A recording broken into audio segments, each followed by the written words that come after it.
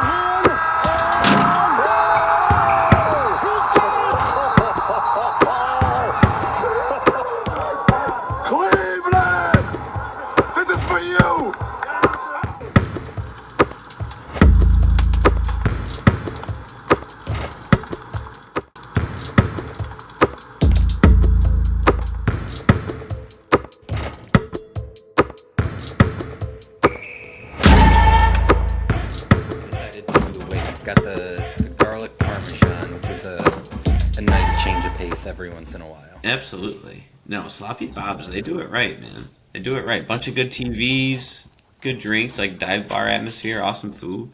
Can't beat it. Shout out. It's like Sloppy a little, Bob's. Like a little upscale stumbling. Yeah. Yeah, like if the stumbling wasn't, like, poor. Well, now it's burned down. Now it's burned down, yeah. Yeah. Damn. Pour some out. R.I.P. is stumbling. Yep. Dude, I have to say, if Portuguese is the language we watch this game in, I want to learn it because that was fun. That was fun. So I actually didn't watch it with any volume. I was watching it in the gym, so I had my headphones on, and I didn't want to listen to like the old man grunt next to me, so I was just full on Portuguese game on. Yeah, all I could understand were the names. Occasionally, you'd get a Mitchell, and I'd be like, "Oh, Donovan did something."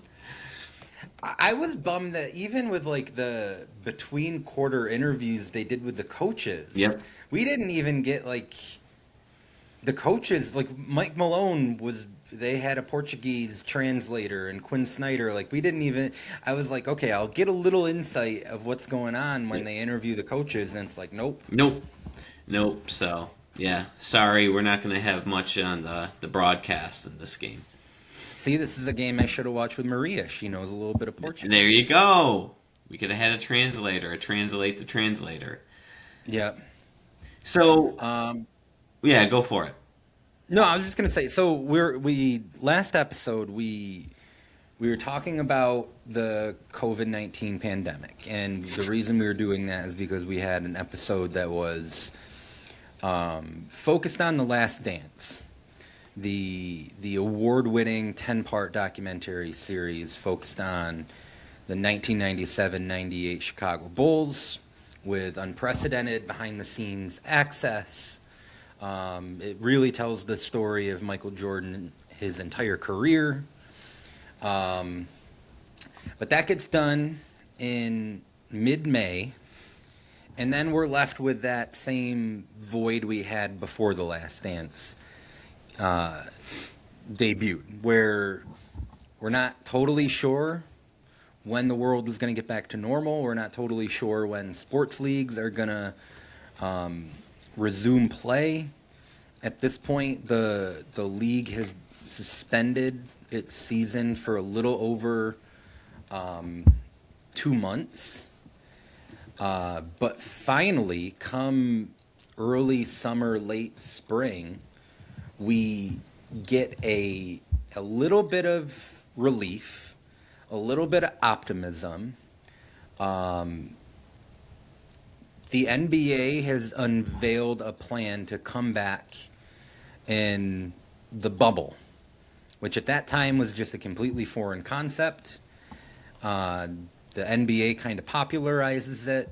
They release a medical protocol to be used by all players and teams and coaches, officials, everyone who is going to be inside this bubble at Disney World Resort to ensure that they can safely resume a season. Now, I jumped ahead of you. I don't know if you were just going to kind of give this similar rundown, Yep. but go ahead. Yeah, no, I was just gonna kind of give the rundown. So we talked last time, March 11th, the NBA was suspended. Um, and the thing that I don't know, to kind of just go back into that time, when they suspended, I think they originally were stating it was going to be about 30 days. That was the ideal timeline. But then in like late March, early April, the approach was more of like a wait and see, and there was no timeline. And at that point, I had almost given up hope. I didn't think they were going to play the season. I thought it was just going to be canceled. Did you, or were you always optimistic on that? No, I was a stone cold pessimist Yep. with all this stuff. Now, I should say, I was a pessimist until I learned that they were actually going to do a bubble, because that made sense to me. And It made sense because the whole thing is social distance, you quarantine, if you have appropriate testing, if you're doing, if you're masking, if like all that stuff, like that's how people could keep their circles small during the pandemic yep. and not just be isolated to their own homes. If you keep a small group together, like ideally and theoretically, the disease isn't going to spread. Yeah. I think, you know, we haven't even within our discussion talked about the bubble starting, but I think maybe the greatest victory of the bubble was proving that all of this stuff that the science said would work actually worked. Yeah. Yeah. That I mean, if you are masking and you are keeping people who could have been exposed away from those who haven't, and you're taking all these appropriate measures, this disease could be contained. The reason why it got to the point in late March, early April is because people didn't do it quickly enough. right. And the bubble was proof. Had we had a little bit more sense of urgency with all of this, it wouldn't have ended up being nearly as deadly as it was. Yeah. No, you're right. You're right. Um, and like you said, the NBA did take a lot of protocols. They made every single player, every single analyst, team staff member, anyone who was going to be in the bubble had to quarantine for 10 days prior to even entering the bubble. Um, and all of this takes place in early May. They start to lay the groundwork of going to Orlando, and they're only going to bring 22 teams. So that was based, I believe, on the seeding. There was teams that weren't even eligible to make the playoffs, I believe.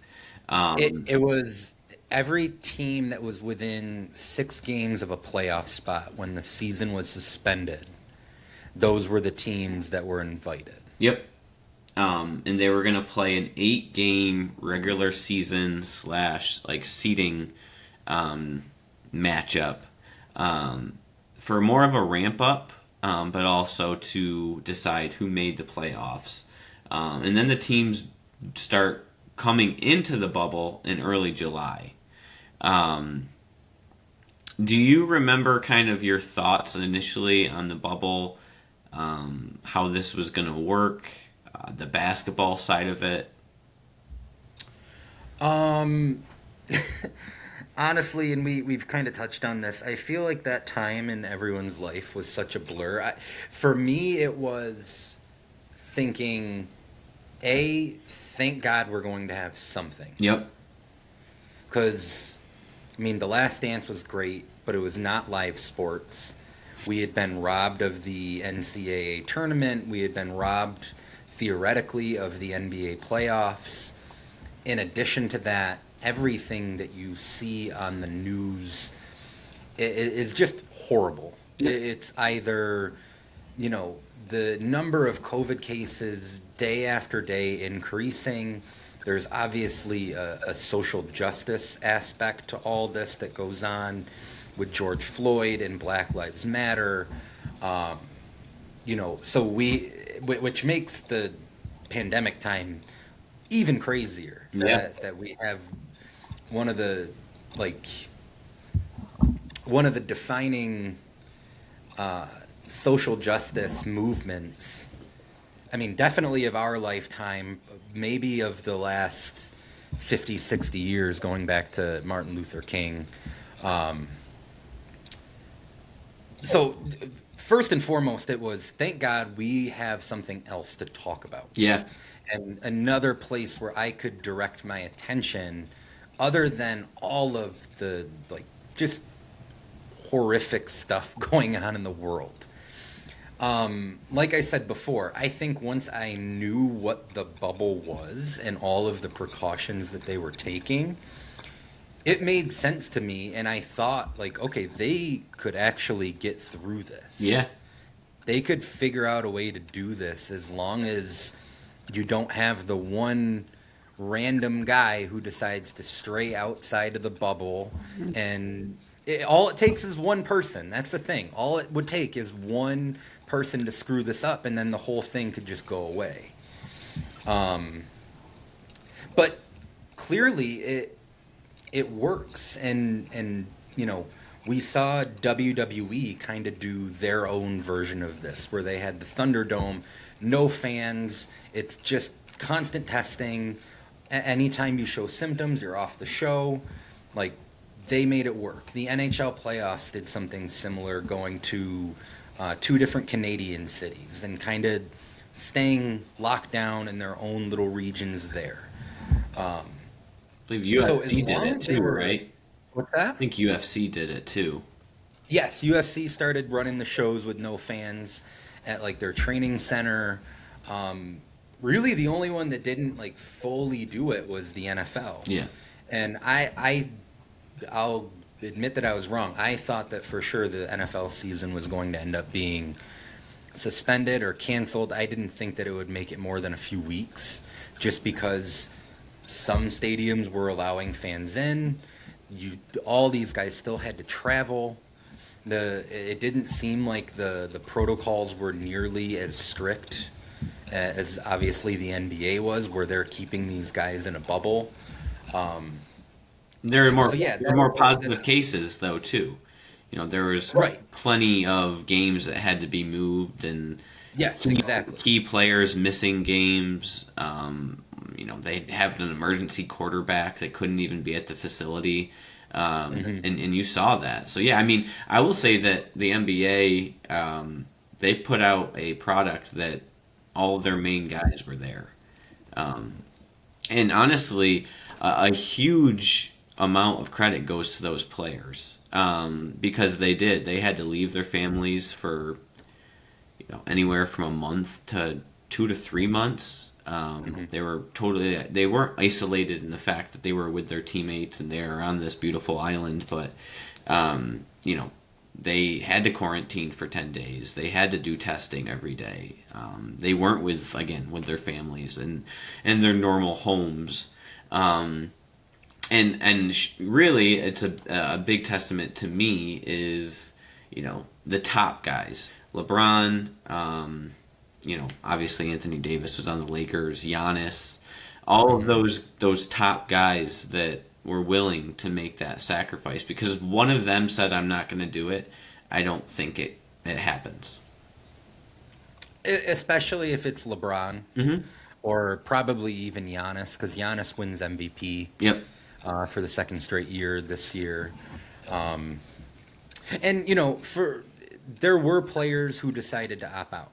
Like Kyrie opted out of going to the bubble. Avery Bradley, I think, was one who chose not to go to the bubble. Players weren't required to do it. It wasn't like okay, we all have to be in or we don't go. And the vaccine, that wasn't out at that point, right? That wasn't a determining factor. Is that why Kyrie didn't go? Kyrie, what I read for doing research on this was he said that he wanted to spend more time doing stuff. Social justice reform. Yes. Yep. Yes. I don't think vaccines were out yet because Maria, and she actually told you this story over the weekend. She is a PA, so she is supposed to be one of the first people to have gotten the vaccine because she was working directly with COVID patients at that time. She got COVID 2 days before she was called to get her vaccine, and that was in February 2021. Oh, so no. So I don't, Yeah, so I no. don't think that they had a vaccine uh, by this point when they go into the bubble. Yeah. Yeah, no, you're right. I remember Kyrie did want to have more of a emphasis on the social reform, and that's why he Because chose. Kyrie ended up being weird about the vaccine anyway. Well, 'Cause yeah, that's that's why he why I was was in the thing. wondering if that was just kind of the start of Oh, it. if it was required that they had to have it, Right. that's why he didn't. Right. Okay, I Yep. get what you're saying. Yep. But I don't think that is the case. I'm going to pause and turn my light on quickly. Sorry. That's fine. We could cut around it. I might also just leave it in. Yeah, leave it in there if you want. I was in the darkness. Now I'm in the light. I saw the light. So no, you're right. It was not required for the vaccine to be taken prior to joining the bubble, but there were certain players that either because of like health concerns, there were some people that were compromised. They didn't want to risk it, and then there were also some individuals that didn't want to do it for other reasons, and then there was also a handful of teams that just didn't qualify for the bubble, Right. and those players didn't go. But it gets off to a hot start right away. Some really entertaining games within, the seeding round. And the playoffs were great. We have a great game today to cover. Well, that to me is, I think that may have been the most surprising thing about the bubble. Not that it worked and that there were no confirmed cases of COVID in the bubble during the whole experiment. Like, that makes sense. The quality of play from start to finish was just outstanding. And that was something that I didn't expect. I figured 4 month layoff. Who knows how much work these guys have been putting in this time when they're away from their team. Who knows what kind of mindset they're going to be in when they go to the bubble. I think I was anticipating less than stellar play. And I think you could make the case that it's some of the highest quality basketball that we've seen over the last 10 years or so. Like, and a number of people have come, like, who were in the bubble have come out and said just as much. Like, LeBron called it the purest form of hoops. He said that everything in the bubble was about basketball. Yeah. Devin Booker said he felt like it was a hooper's gym. It's easier to shoot in here with better depth perception. Like, a bunch of guys weighed in on the reasons why. And it does all make sense. There's no traveling. There are no away crowds that you have to deal with. You're getting a little more rest. Yeah. And the stats back And it up. If the yes, stats back yep, it up, if you look at it, so pre-bubble, the average offensive rating was 111.9 per 100. And then in the bubble, it jumps to 113. And effective field goal percentage goes up a point as well, from pre-bubble to post-bubble. So, yeah, I mean, you got guys that are shooting in the same gym day in, day out. Again, no travel, that's huge for their legs and their rest. Obviously, there's no fans. But I think more than anything, it's probably the no travel and the fact yep, that they're just getting in there with really, not too much with depth perception, and they're just lasering in on these little gyms. Yeah, I mean, again, stats prove it, but the shot making in the bubble, and another thing too is, I feel like a lot, especially in the playoffs, a lot of the times you realize that the star players kind of travel and they put up their numbers on at home and on the road. Usually your role players play better at home. They shoot better at home. And it felt like that's what it was. Obviously, you have these huge performances from stars, but like all of the role players, shooting percentages went up. And you were getting that consistently. It wasn't like, they're having a good game at home, but a bad game on the road. It was just consistent, high-level shooting. So, yeah, I mean, that was definitely Hooper's gym. I'm with you, D-Book. Yeah, so and like you said before, the game that we're covering today is one of the better examples that we could have chosen from inside the bubble. We had a lot of trouble actually deciding on what game from in the bubble we wanted to do. The one we ended up picking, Game 4 of the Western Conference first round, Denver Nuggets, Utah Jazz. Already in this series, we have Donovan Mitchell go for 57 in Game 1. The Jazz in a Jazz loss in overtime. The Jazz win the next two games convincingly, and we get to Game 4, which I didn't even remember this until I did a little digging today. The same day as the Mavs-Clippers Game 4 when Luka hits the step-back game winner. Finney Smith to inbound. Back to Doncic. Doncic pulls up, three-pointer. Bang! Bang! It's good! Doncic wins the game at the buzzer!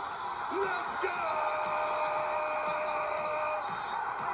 Luka Doncic! And just when you thought it couldn't get better than that game, like 5 hours later, we get treated to this absolute gem of a game with just... Can I interject? Yeah, you mentioned it earlier. We missed out on March Madness this year. With the way the bubble was laid out, you got that feel because there were games on all day. Every day. There'd be the first game would start noon. Right. So it did give you a little bit of like a March Madness feel. It really did. Like even weekdays, like we're used to a quadruple header on the weekends, but we were getting 12:30 tip-offs Eastern time on a Tuesday afternoon. Yep. It was like, God damn, like, this is, I could get used to this. Obviously, don't want to get used to COVID, but I started to settle into COVID around that time. It was nicer out, so you were able to kind of go outside and go for your walks, and you were you started to get that summertime vibe, and basketball was back on, and it was like socially acceptable not to do anything. Like, okay, I could get used to this. I think I couldn't. I'd lose my mind, but that's how drastic though basketball changed my whole mindset. When it came back on, it was amazing. No, you and me both. So yeah, we get Game 4. Starting lineups are Monty Morris, Jamal Murray, Jeremy Grant, Paul Millsap, Nikola Jokic for Denver, and then for Utah, we've got Mike Conley Jr., Donovan Mitchell, Royce O'Neal, Joe Ingles, and Rudy Gobert. Two things right out of the gate before we even get a bucket in this game. First thing I noticed, this game was played on Kobe's birthday. Yep. And they had the Kobe logo and the number 2 for Gianna inside of the heart all across the sidelines on the video boards, which I thought was a very cool touch that they did that. Obviously, at this point, we're only 9 months removed from Kobe's tragic death. So, having that presence there within the bubble, I thought was very cool. Then the second note I took, what are your thoughts on these Jazz uniforms? Ooh, they're bright. They are bright, but they're not the highlighter green. No, they're the bright, orange, like the multicolored orange. It's like the desert sky Yep. uniforms, I think they might have been called. Yep. Um, they look better on Donovan Mitchell than they do Rudy Gobert. I'll give you that. That's all I got for you. That's true for a lot of It's teams' uniforms, though. I think I brought this up maybe in a podcast, maybe offline. Donovan Mitchell, seeing him in person, like 5 rows up, he's one of the most perfectly built specimens that I've ever seen in my life. yeah, I think he would make even the worst uniforms look good. Yeah. Those horrid Hornets uniforms that they wear that are like the orange and blue, and the court is just an atrocity. Yeah. He would somehow find a way to make that work. absolutely.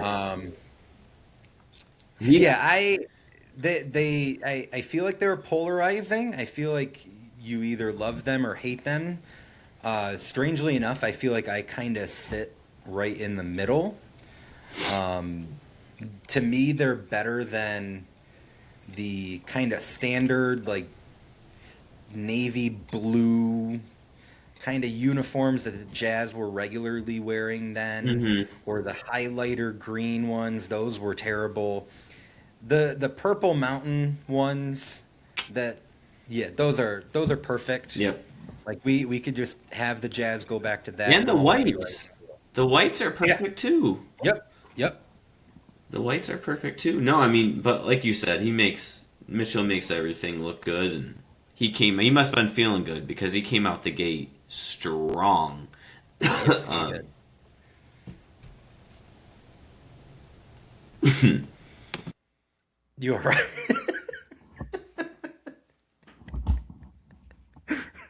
I could tell another cough was coming. Yep. I was gonna try to pivot.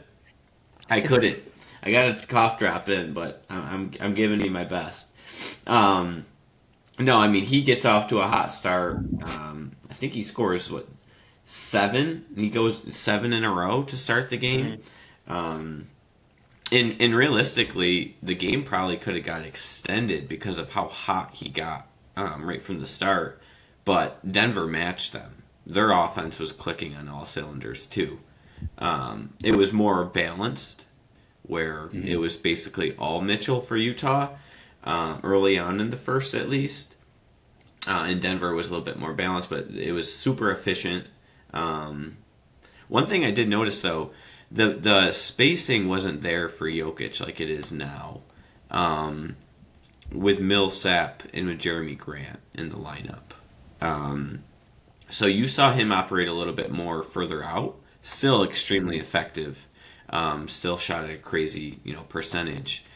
But I feel like he does a little bit more down low now. Plays out of the box a little bit more now than he did then. I think that is for 2 reasons. One, like you mentioned, the roster around him just didn't have the shooting. I mean, they had MPJ coming off the bench. You put him in one of those spots to start the game, their offense probably looks a little bit better spacing-wise than it does with Millsap and Grant on the floor. And even like Monty Morris, a good standstill spot-up shooter, but doesn't necessarily space the floor like a Tim Hardaway Jr. does for them now. Right. The other reason I think that maybe we saw Jokic a little more on the perimeter, it was skinny Jokic. He was thin. That was like baby Jokic before, like a few pounds later. There was one play where he just blows past Gobert. Yep. He hits him with like a fake spin toward the middle and just spins baseline and throws down a dunk. It was like, wow, it was a little strange to see Jokic with that kind of burst. Yeah, he had a couple dunks in this game. He had 3 dunks. Yeah. No, you're right. He did. He looked a little bit thinner. Still in good shape now, but yeah, he is. Yeah, no, he just built differently. Yep. But no, I mean, it gets off to a hot start, both teams. Quick mention, just from my notes. It was a little odd to hear the ball bounce in the sneaker squeak. I do remember that. And I know that we were listening to a different broadcast, but I remember that from live.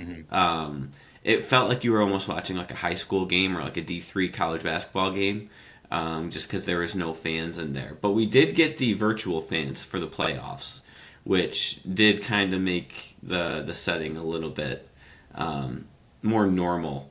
Um, Peyton Manning was right there in the front row. I don't know if you yeah, caught that. yep, yes he was. Peyton made it out to the bubble to watch the game on the screen. Yes, he was.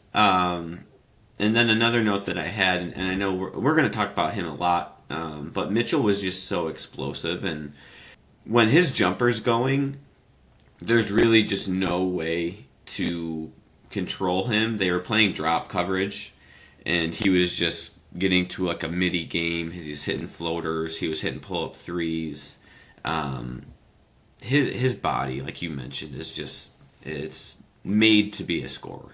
And really, like, when his jumper is falling, there's kind of nothing you could do. Because if you're playing drop, he could either settle into that jump shot and it's rolling. But there's really not even a good answer if his jumper isn't going, because if you give him that amount of space, he's so explosive that if he just gets a head of steam going to the basket, Yep. it's like it's almost impossible to keep him contained, and that's the case in this series. It was the case in Game 1. You know, we're gonna, like you said, talk a lot about him throughout this breakdown. No, he's just remarkable. It's funny. So, go ahead. No, I was just saying he ends the quarter with 13. Yep.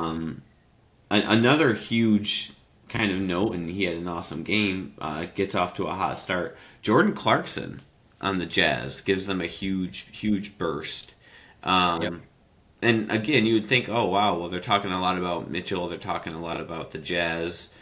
Conley's playing, solid, getting into the paint. The Nuggets actually are up after the first minute. It's a lot to Jamal Murray. He's on his own little heater. Yeah.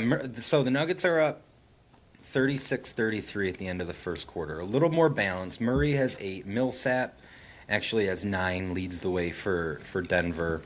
The note that I took at the end of the first quarter. This game felt like today's NBA in a way that no other game that we've covered on Modern Flame or on Campfire has. Yep.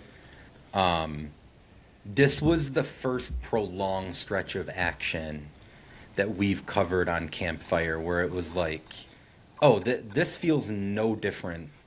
No fans, Yep. all the bubble stuff aside.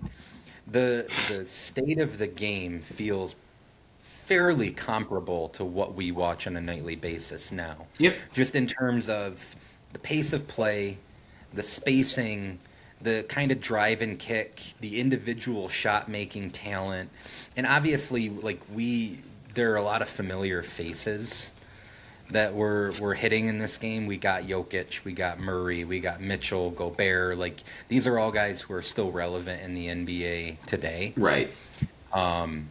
But even just a year of difference between this game and Sixers Raptors, which we covered 2 weeks ago. Right.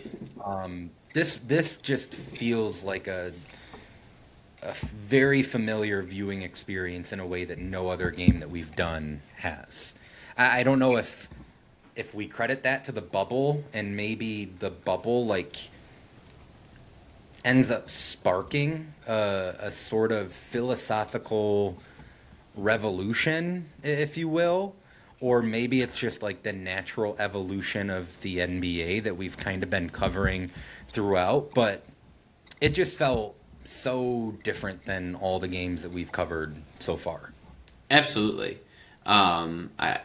You mentioned it. It's the spacing, and it could be the teams too. Yes. These teams started really 4 guys who could stretch the floor. Nuggets start 5 if you think Jeremy Grant could stretch the floor. It did. It was completely different. I mean, the scoring, you could tell right from the get-go. They First quarter, it's 36 to 33. So obviously it's a high scoring quarter, and it doesn't slow down really. It's certainly very familiar. I don't think really anything has changed since. No, not. I mean, you would do a better job of identifying that kind of stuff schematically than I would. Um, First note I took in the second quarter, and it's probably appropriate we shine a spotlight on this player. Um, there are two straight possessions early in the quarter where Jamal Murray finishes with sort of a spinning, right-handed lay-in on the left side of the basket, Yep. and then like one or two possessions later, he gets an and one where he's on the left side of the floor, driving kind of middle, and he gives like a sort of rondo kind of ball fake to the side, and then ends up finishing with like a scoop lefty. Yep.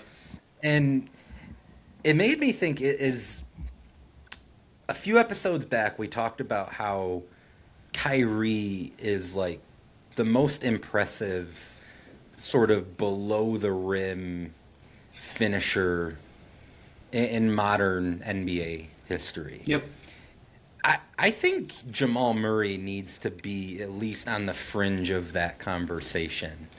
Because when we talked about Kyrie's ability to finish, I mentioned to you how I felt like if you just saw a silhouette of Kyrie and, we didn't see who the actual player was, but you saw the body going through the motions, you'd be able to like point at that and say, that's Kyrie Irving. Yep. I feel the exact same way about Jamal Murray. Yeah. Yeah. It's. I feel like he's a little stronger. Like he's got a little bit more upper body strength because he'll go at a shot blocker and kind of body him a little bit and bounce off him and be able to score. No, I mean he's tough, and when he's in shape and he's clicking, he's just a bucket. Like that's just what he is, and he's gotten a really good like 12-foot step back too, Yeah. where he gets into the lane and kind of hits like a Dirk leaner. And that he did that countless times in this game. But yeah, it makes his finishing at the rim is very impressive. I mean, Jamal Murray in the bubble, it was like if after the bubble you would have told me, okay, Jamal Murray is going to make first team All NBA the next 5 seasons, Yeah. you would have believed it. Yep. Like he was without question one of the big winners of the bubble. His injury late in the next season after Denver trades for Aaron Gordon, I think is one of the underrated what ifs Yep. in the last 10 years because Denver absolutely could have won the West that year if he's healthy. They were rolling once they traded for Aaron Gordon. And obviously then he comes back fully healthy 2 years later. They win the championship. But yeah, to me, Jamal Murray is one of the like very most entertaining players to watch in all of the Campfire games that we've done. It was just a joy to watch him in this game, and he was on fire. Yeah. He was absolutely on fire. Yeah, I think both players. I think Mitchell and Murray and Mitchell. they and we'll talk about it at the end of the game, kind of the main takeaways of COVID, or I'm sorry, the bubble. But both of those two won. Like they are without a doubt a memory of the bubble. And this series alone, this kind of their dueling battles were something that we'll always remember from the bubble without a doubt. In the game, it's a great game too. Like they're both putting up these huge scoring performances. But it's really a tight game throughout. We mentioned like Jordan Clarkson; he has 15 points in the first half. So they're getting, assistance from either their bench. Denver's get a little bit more scoring throughout their starting lineup. But it's a great game, a lot of shot making. I will say I think the defensive resistance is a little less than normal playoff intensity, but Sure. I can't determine if that's because the makes are so high, so they're making more difficult jumpers, or if the defense just isn't at that level of intensity. Did you notice that? I did, and what I kept coming back to was the game seven that they played, Mm-hmm. which the final score of that game is 80-78, Right.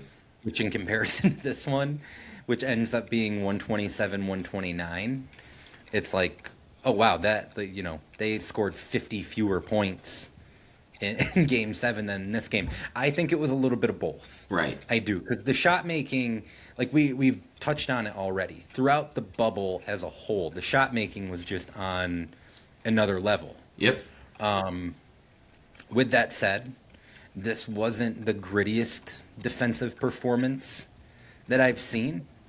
And maybe some of that is the two teams that we're talking about here. Right. We get to the East Finals and we've got Boston and Miami. Those games, you know what to expect with those. Toronto and Boston, Right. in the second round. Even like Denver and the Clippers, it's not as high scoring as this series was. So I do think it's a little bit of both. But regardless, I mean, we get to the end of the half, it's 65-64. There's a point there in the second quarter where it looks like the Nuggets might blow it open a little bit. They build a lead up to 8. That's when Jordan Clarkson goes on a 7-0 run all by himself. And from that point on, they're basically even the rest of the second quarter. Yeah. So we get to half, and Murray has 18 points, 4 rebounds, 5 assists. Jokic has a pretty quiet 11, 3, and 4. Millsap has 14 for Denver. Mitchell has 22. He leads the way for Utah. Clarkson has 15 points off the bench. And Gobert had 7.7 rebounds. And then the first note I took in the third quarter, and we've made a couple boxing analogies already. I'm going to go back to that well and throw another one in. I don't know if you've done the Marvin Hagler, Thomas Hearns deep dive, that fight from like the early 80s when they're just trading blows for like 3 straight rounds. That's what the first 6 minutes of this third quarter felt like to me. It just felt like the level of shot making and shot creation from both of these two teams was just like they were going out swinging to start the third quarter. Yeah. I mean, and specifically the two guys that we've been talking about. Yes. I think they score 4 baskets in a row. Each of them come out and score 2 in a row. And both teams were playing drop, and both guys were just completely taking advantage of that. Picking it apart. I don't know much about Chuck Hearn or what was Chuck Hearn is like an announcer, I think. Chick Hearn. Marvin Hagler, Thomas Hearn. Thomas Hearn. I don't know much about Tommy Hearn or the boxing analogy, but these two were going at it like Apollo Creed and Rocky. There you go. That's the one I should have used. Yeah, that's more my lane. Or you could even say who's Mr. T? Clubber Lang. Clubber Lang. Yeah, there you go. He punched himself out. Now, no. So I that great analogy. They were just going completely back and forth at each other. I didn't want that. I almost wanted them to just play 2-on-2.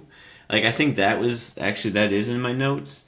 Like could we just have Jokic and Murray play Mitchell and Gobert in 2-on-2? That's kind of what it felt like at points in the third quarter, because both teams were just playing pick and roll and they wanted to get the other center involved.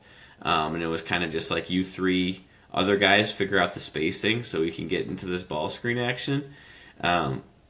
Figure out the spacing, crash the offensive glass, try to get a second shot on some possessions here and there. Yeah, that was about it. Specifically for Denver, I don't know if you caught this, but Murray and Jokic scored 22 of their 24 points in the quarter. Yep. Yeah, no, it literally was like a 2-on-2 game. It was amazing. Yeah. Yeah. And honestly, like, you know, for Malone to scheme that up where he's able to get his two guys going, like that's a lot easier said than done. You know, you try to what actions can I run to make sure that it, creates success for my best players. It's a lot easier to think of that when there's three other guys on the floor that take up a lot of spacing. Right. And Jokic at this stage of his career is obviously great. I feel like he was operating at like 85% capacity just from like a computer brain Yeah. standpoint. Like I feel like he sees more now than he did then, which is crazy because then he was already the best passing big man alive. Yep.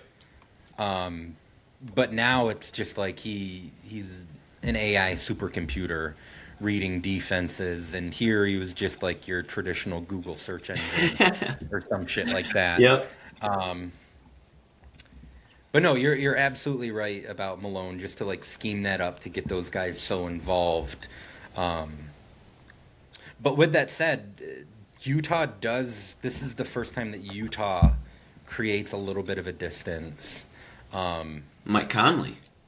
Mike Conley Jr. plays a heck of a game in this game, and we haven't brought him up much yet. Most of his damage was done in the second half. He plays a great third quarter. There are two straight possessions where he hits back-to-back threes.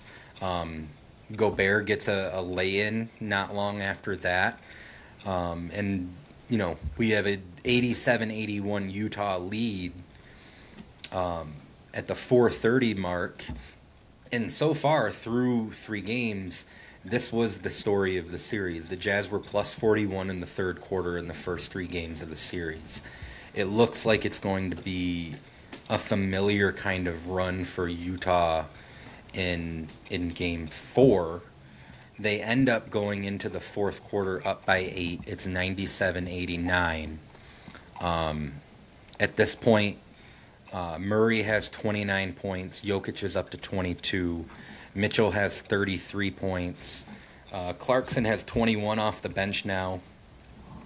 And yeah, we get to the fourth quarter with just more high-quality offense and shot making, and both of these guys going for history in the form of dueling 50-point games. Yeah, I mean, Conley hits a 3 to start the quarter, and that puts the Jazz up 11. And then Murray he stays sizzling, and he keeps the Nuggets in it by himself almost. He goes on a 6-0 run by himself. I said almostly. I'm sick. You did, yeah. Yeah, so Murray goes on a 6-0 run himself to bring the game to 6. So, yeah, it just... He's unstoppable. And like you said, it was so fun to watch because there really wasn't much the defense could throw at him. He was hitting these fall-away mid-range jumpers. He's hitting, snake a pick and roll, step back 3. Anything that you could think of. Excuse me, that's a fine. Anything that you could think of, he's doing it.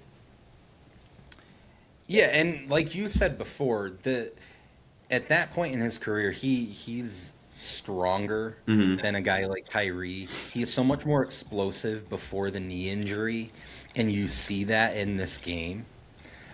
Just him going to the basket, it kind of feels like a different guy than we see now, which it's 6 years removed. Guys are going to age, but Right. the knee injury in that time obviously doesn't help. You mentioned the Conley 3 to start the fourth quarter. I want to go back to that possession really quick because to me that was the kind of possession that made Utah during this Mitchell and Gobert era so solid and like underrated as a borderline title contender, because on that possession you have Mitchell and Gobert off the floor to start the fourth quarter, and they manufacture a completely wide open 3 at the end of the shot clock.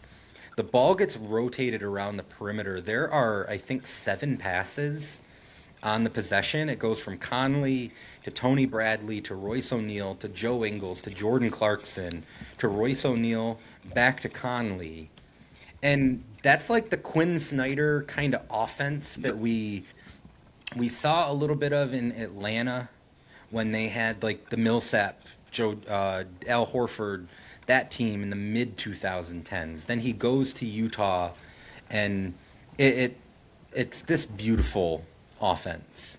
And without Gobert or Mitchell on the floor, like that's just a testament to how well coached they were, how well conceived this team was around those two guys. To me, like that was the hallmark of that era of the Jazz, and that possession like perfectly captured that. Absolutely. Absolutely. Do you think Quinn Snyder kind of looks like a character who could play like a murderer in a movie? Yeah, he and I think that like I've heard the Matthew McConaughey. That's what I was gonna say though, because he's the attractive man that like gets these women to come back to his apartment and does something to him or something like that. Yeah, he's got like He's an alcoholic and he's sweating a lot, so he's always got like the hair is always slicked back. yeah, like it could be like McConaughey, like if Quinn Snyder were ever to go crazy or do something that like was worth making a movie about, I think it has to be McConaughey or Christian Bale. Yep. Who plays him? Because like I think the energy that you're talking about is like Christian Bale in American Psycho. Yes. Yep. Like Quinn Snyder kind of gives off that sort of energy. He could run a good offense though, and he's always got cool frames. So shout out. Very cool frames. Quinn Snyder. And you know, they actually score throughout the quarter. I mentioned that Murray goes on a 6-0 run, but then the Jazz start scoring throughout the quarter. But the issue is it feels like they're trading 2s for 3s. And it comes down to the Nuggets are only down 4 with 5:40 left. And it's really odd because the Jazz has kind of controlled the whole game and they were continuing to score, but Murray just kept hitting 3s. Jokic hit a 3, and they were like chipping away at it slowly. And then Murray actually hits a 3 off a trail screen in transition to bring him to 42, and the Nuggets cut the game to 1 with 4:30 left. Yeah, that's the tail end of a 4-possession stretch where they get a 3 every shot, every time down. Yep. It's Jeremy Grant first, then it's Michael Porter Jr., then it's back-to-back 3s for Murray, and it's only a 1-point game. And you're absolutely right. For as much as it's felt like Utah has controlled the second half, Denver's right there, and with as hot as Murray is, and obviously on the other side you have Mitchell who's matching it. It feels like at this point it's a coin flip game. Yep. One thing I will say too is I felt like the Nuggets owned the glass in the fourth quarter. Like I felt like, and the stats could prove me wrong, but I felt like there was a lot of second shots that they were getting. So I'd be curious to know what their offensive rebound total was, because I felt like that also kind of generated more opportunities for 3s. They had a lot of 3s off of offensive rebounds. Yeah, so I'm looking it up. They out-rebound the Jazz in the fourth quarter 11-4. And they get 6 offensive rebounds. Yeah. And none for Utah. And so your observation was perfectly spot on. Perfect. Because another thing is I feel like, and maybe this is just the coach in me, or I just hear it a lot listening to Duke, but the best opportunity for a 3 is off an offensive rebound. And I felt like they got a lot of those opportunities off of those offensive rebounds. So that's another way they were able to stay in the game, because Utah was kind of just surgically kind of picking them apart on the offense end for Utah, and I felt like Denver was getting 3s, but it was more gritty. Yeah, no, you're absolutely right. And, you know, I'll shout out Coach P. my high school coach, because he always preached that, like, offensive rebound, look for the open shooter. It's a Mhm. scramble drill at that point. Somebody's probably going to be open. That's the best time to take a three, is off an offensive rebound. Yep. And Denver was there, they were making a living on it. Yep. So yeah, I mean, really, the final 4 minutes of the game, it's just these two teams going punch for punch again. Um, I don't know what we were at as far as scoring totals for Mitchell and Murray at that time. I do know that in my notes I have a lot of Mitchell and a lot of Murray in kind of my notes of the last 4 minutes. So I know that Mitchell hits a mid range to go up four, and that gives him about 30. That gives him 39, and that's with a little under three left. Okay, that makes sense because I do know that there's a stretch there in the fourth quarter late, I think, where he scores 13 in a row for Utah. Yep. Obviously, there are some Denver buckets in there, like I got like Mr. Right Place at the right time. Paul Millsap gets a putback after a Jeremy Grant miss. Yep. How many plays like that has Paul Millsap made in his NBA career? Yep. Murray hits his eighth three-pointer of the game to cut the lead to 117, 116. The very next possession, Gobert seals off two Nuggets defenders, clears the lane for Mitchell to go to the basket. They're just going back and forth where it to the point where it kind of ends when Murray, who has just been on fire and finishing everything around the basket, he misses a contested layup where Gobert, like, it's textbook verticality rule. Mm-hmm. He just goes straight up. Murray can't quite get it enough on the shot over him. That leads to two more Donovan Mitchell free throws. At that point, it's 126, 120. And then, Murray hits a three at the buzzer that puts both him and Mitchell over 50 for the game. So Murray is 18 for 31 from the field, 9 for 15 from 3-point range, 5 for 5 from the from the free throw line, 50 points, 11 rebounds, 7 assists. Mitchell is 15 for 27 from the field, 4 for 7 from 3-point range, 17 for 18 from the free throw line, 51 points, 4 rebounds, 7 assists. Whew. Yeah. There was some That's buckets. a lot of scoring. That's a lot of scoring. And we should note, Jokic has 29, 7, and 6. Solid game, not the best Jokic game, and we're going to get to a better Jokic game a few weeks from now. Mike Conley and Jordan Clarkson combined for 50 points. That was huge, and I had completely forgotten that aspect of this game. Yeah. How well those two played to supplement everything that Mitchell was doing. Absolutely. Absolutely. And honestly, I'm a little underwhelmed with my man Joe Ingles. I love Joe Ingles. I do. I love him. He comes up with a goose egg in this game. So not a huge game from him. Royce O'Neal, he only provides 4 points. But Gobert gives 17 too. I thought it was a pretty solid It was a Gobert great game. Gobert game. 17, 11 rebounds.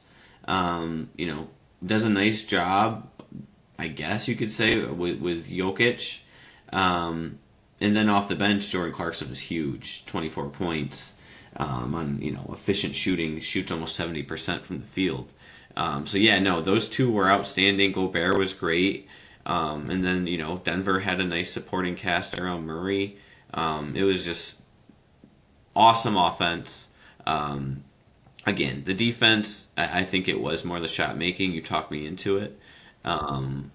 it was outstanding basketball. Odd that you just never got like the eruption from the crowd, because I don't know if you were counting. I felt like there was like 15 moments within the game where if there were fans there, Oh yeah. it would have just completely erupted with how, bonkers both players were going and how many big shots there were throughout the game. Not only the eruption, but also whoever the road team. I guess Denver would have been the road team in this game.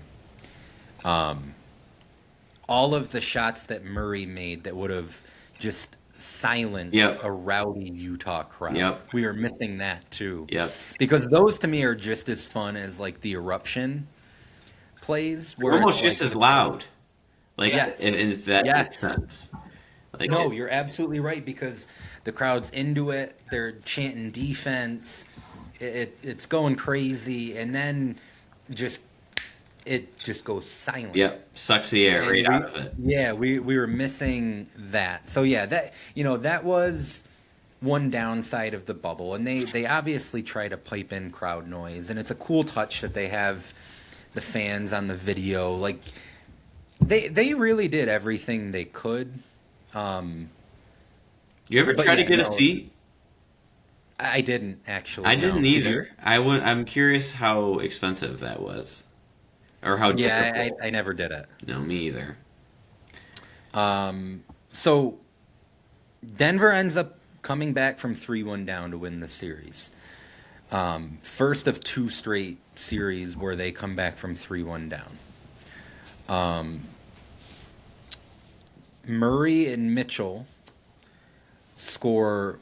They're the only pair of opposing players in NBA playoff history who score more than 40 points apiece twice in a series. I think without question, this game in this series, right up to Game 7, where Mike Conley has a shot to win it at the buzzer and it rims out, it's one of the many defining memories I have of this postseason. In all honesty, of the last probably, I would say post LeBron winning the title in 2016, I probably have more clear memories of this postseason and the whole bubble experience than any other season. So let's just, if you're cool with it, let's go rapid fire of some of, the defining memories or moments of the bubble.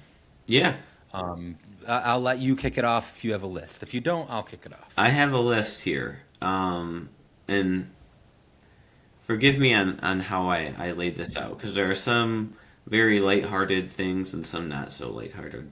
So first thing that stood out was the initial reports of the food on the bubble, or in the bubble, I should say.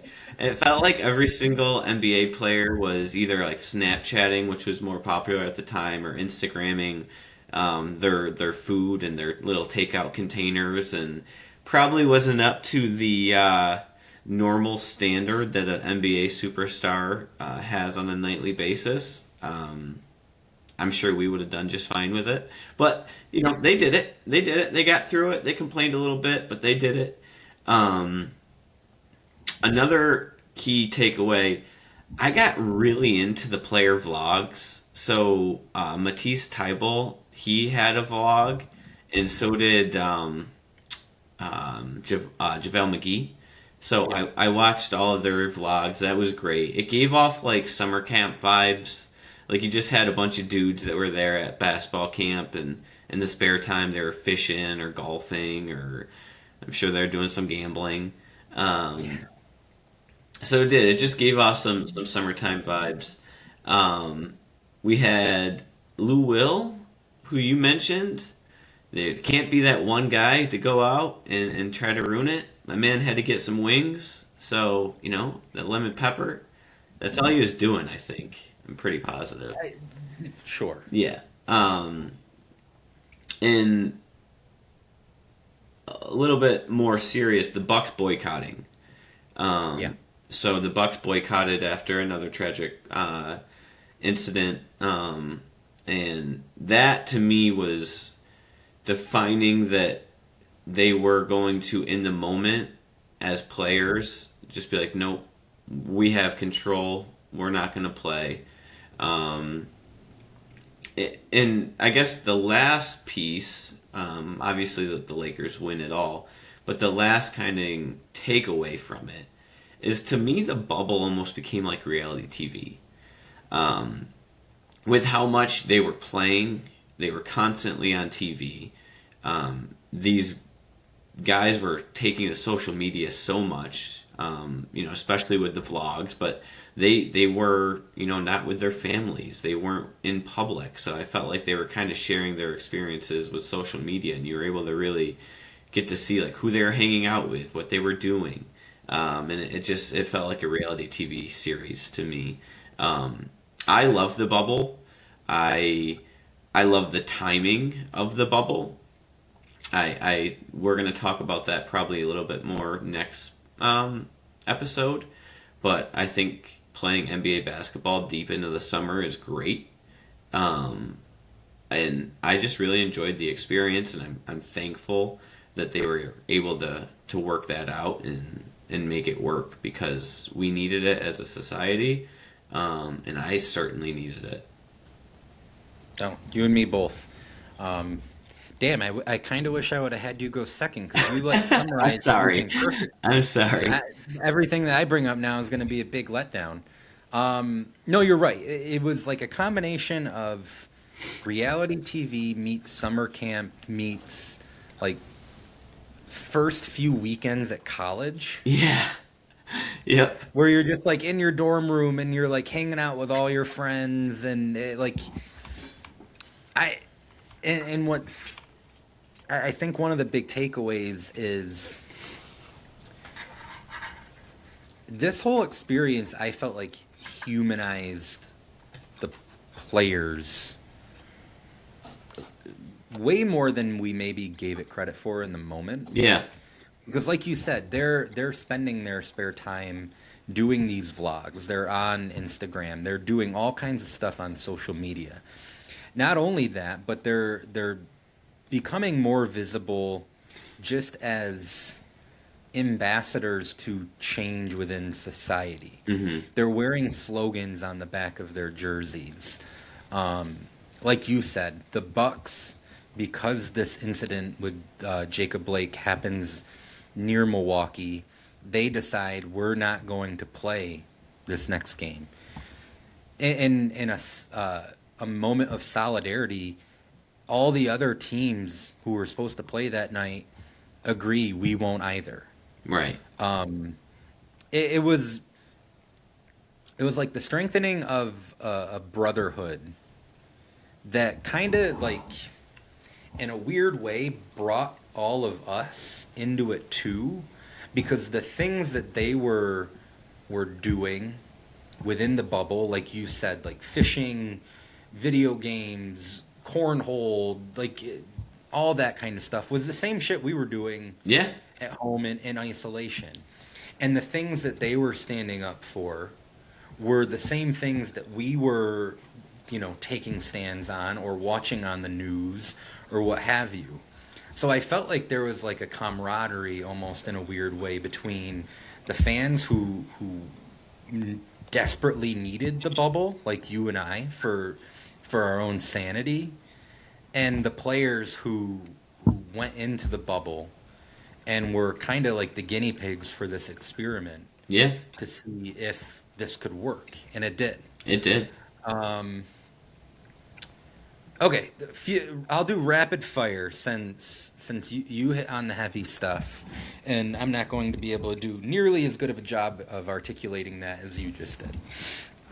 I thought it was interesting that the bubble begins with the same way that the regular season ends, and that the very first game ended with 2 Rudy Gobert free throws off of a Donovan Mitchell pass that gave the Jazz a 106-104 win over the Pelicans. Wow. The fact that it was Gobert who was patient zero in the NBA.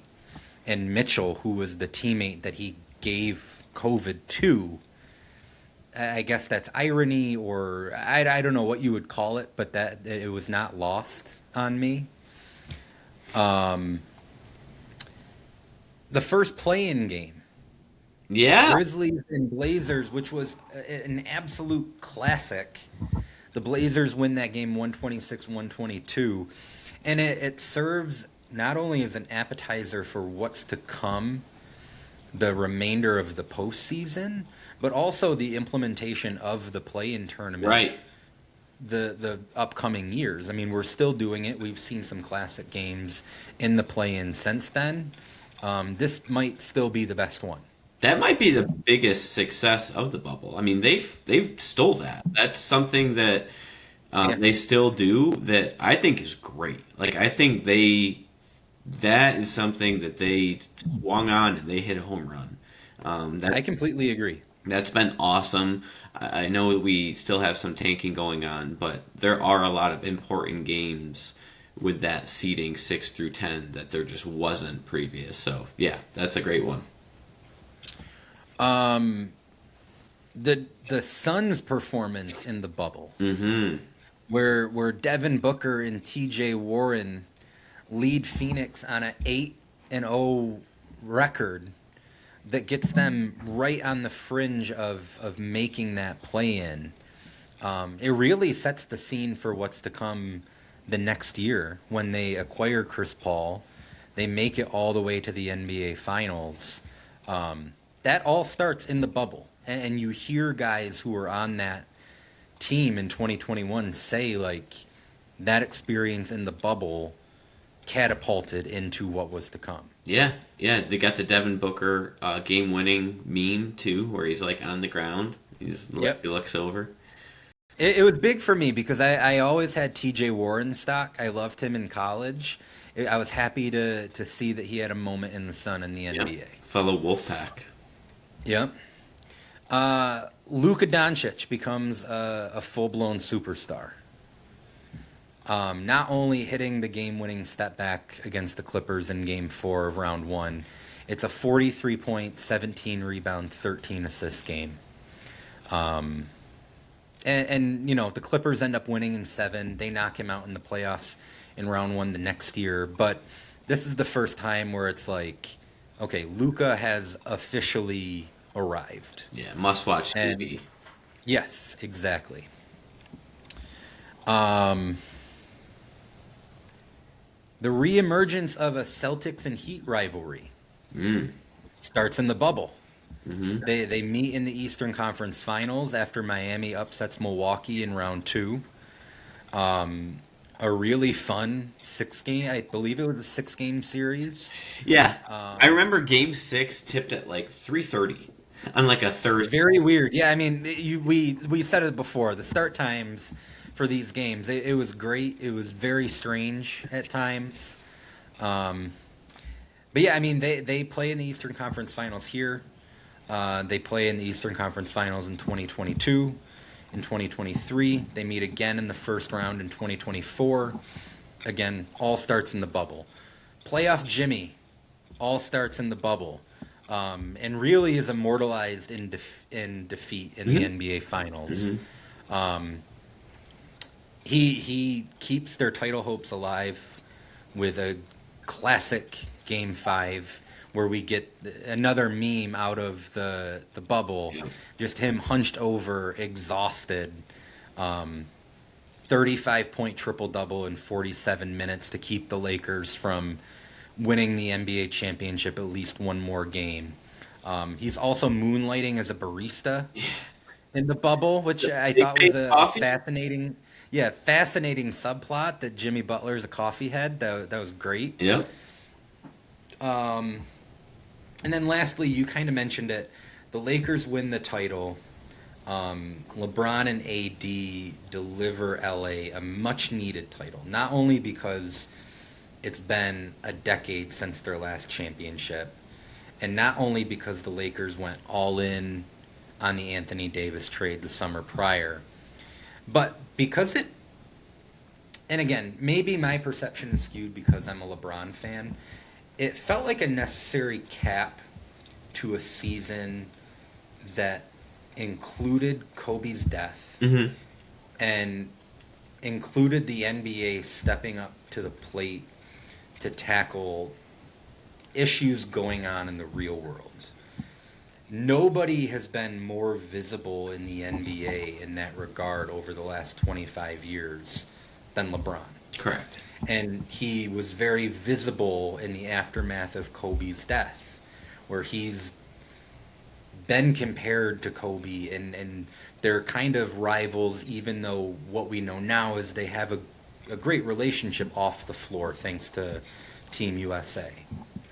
But he's in LA. He's the one who, when the Lakers come back after Kobe's death, he is the one speaking before the game. So to me, it just felt like a very appropriate full circle result for the bubble to end with LeBron on top, the Lakers on top. Even a little poetic maybe that they beat Miami, where he'd won 2 championships before. But yeah, you said it already far better than I will hear. The bubble was a great time to be a basketball fan. Mm-hmm. And not only just a basketball fan, but a fan of the NBA as like an entity, as a business, because it seemed like they did everything right. Yeah. During this time period. Yeah. No, I think you said it perfectly. You said it perfectly, and I agree with you. I think, LeBron not only handling a lot of the things that were going on in LA, but just a lot of the social issues. There was a meeting when the Bucks decided to not play. They almost left the bubble because they wanted to make sure that there were, their priorities is where it needed to be. And he was a big voice in that. So I think he led a lot of us in that time through the Kobe tragedy, through other tragedies that happened. So yeah, it makes perfect sense that they're the ones who get to come out on top.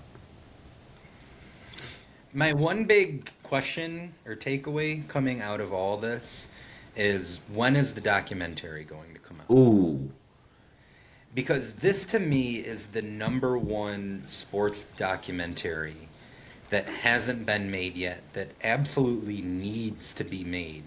And it will be made. And we know that because in my research I found that it's Andy Thompson is the guy's name. Apparently Klay Thompson's uncle. Really? But he is the vice president of production for NBA Entertainment. He was the primary cameraman during The Last Dance, but he was also in the bubble documenting all of this. So there's going to come a time when this documentary comes out. Hopefully it doesn't take another pandemic to get this one to come out. Hopefully it's not LeBron giving it the green light when Victor Wembanyama is coming for his GOAT claim. No, that will be the 2017 3-1 comeback, Doc. He's got that on the channel. That's true. Yeah. That's true. He has the Believeland documentary that he could fall back on. But no, I will be riveted whenever this documentary comes out. I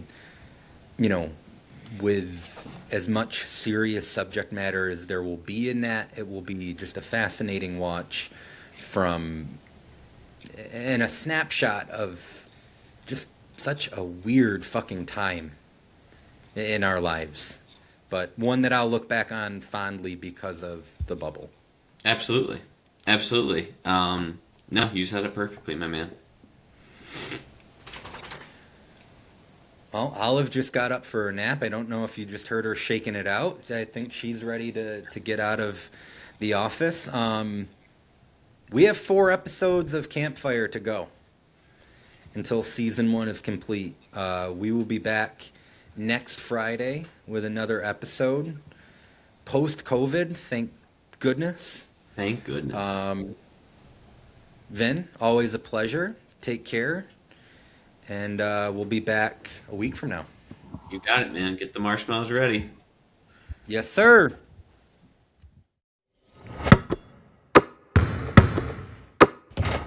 Nets looking inbound. Jeff Green gets it into Durant. Here is Durant moving on top.